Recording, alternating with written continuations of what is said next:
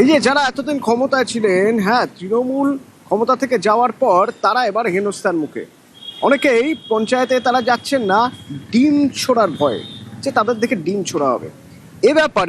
এ ব্যাপারে আদালতে তোলার সময়ও দেখা যাচ্ছে, কোথাও দেখা যাচ্ছে গলায় জুতোর মালা পরিয়ে দেওয়া হচ্ছে, মানে হেনস্থা করা হচ্ছে, প্রকাশ্যে হেনস্থা করা হচ্ছে। তো এ বিষয়ে এবার প্রশাসন তৎপর। প্রশাসন 8 দফা নির্দেশিকা দিয়েছে। এই ধরনের কেসে হেনস্থা হলেই এবার শাস্তি দিতে হবে।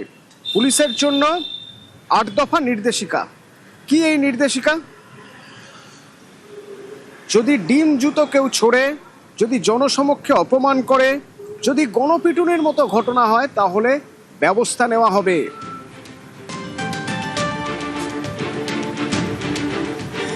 আমরা যদি এক এক করে পয়েন্ট করে দেখি, তাহলে দেখব প্রথম পয়েন্ট, যে হামলা হতে পারে এমন ব্যক্তিকে চিহ্নিত করতে হবে। তার উপর হামলা হতে পারে সেটাকে আগে চিহ্নিত করে নিতে হবে তাকে।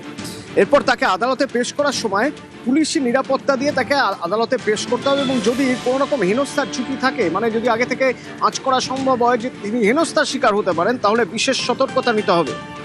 রাজনৈতিক বা সামাজিক সমাবেশের ক্ষেত্রেও সতর্কতা নিতে হবে। 2 নম্বর পয়েন্ট কি না, সম্ভাব্য বিক্ষোভের তথ্য, হামলার পরিকল্পনার তথ্য, সেই সব তথ্য আগে থেকে নিতে হবে।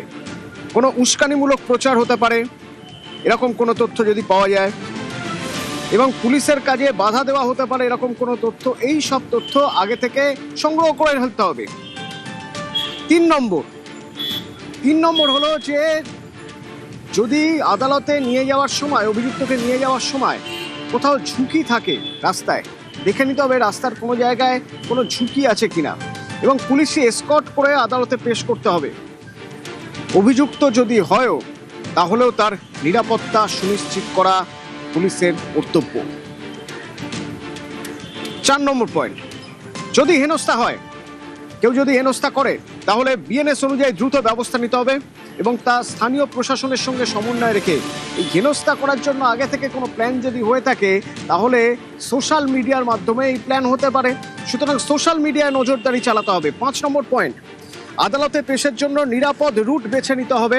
প্রয়োজন হলে সেই রাস্তায় চারদিকে ব্যারিকেড লাগাতে হবে, এবং যদি কোনো কিছু সন্দেহ হয় তাহলে তল্লাশি চালাতে হবে, এবং সিসি ক্যামেরায় নজরদারি চলবে। আদালতে নিয়ে যাওয়ার সময় ভিডিওগ্রাফি করতে হবে। যদি মনে হয় ঝুঁকি রয়েছে, তাহলে অতিরিক্ত পুলিশ মোতায়েন করতে হবে।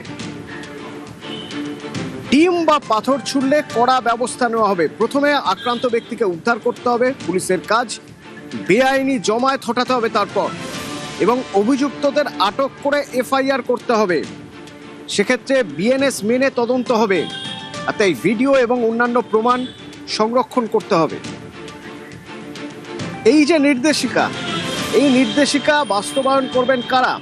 সিপি, এসপি, এবং হামলার আশঙ্কা থাকলে তাহলে সেই মতো আগে থেকে প্ল্যান করতে হবে।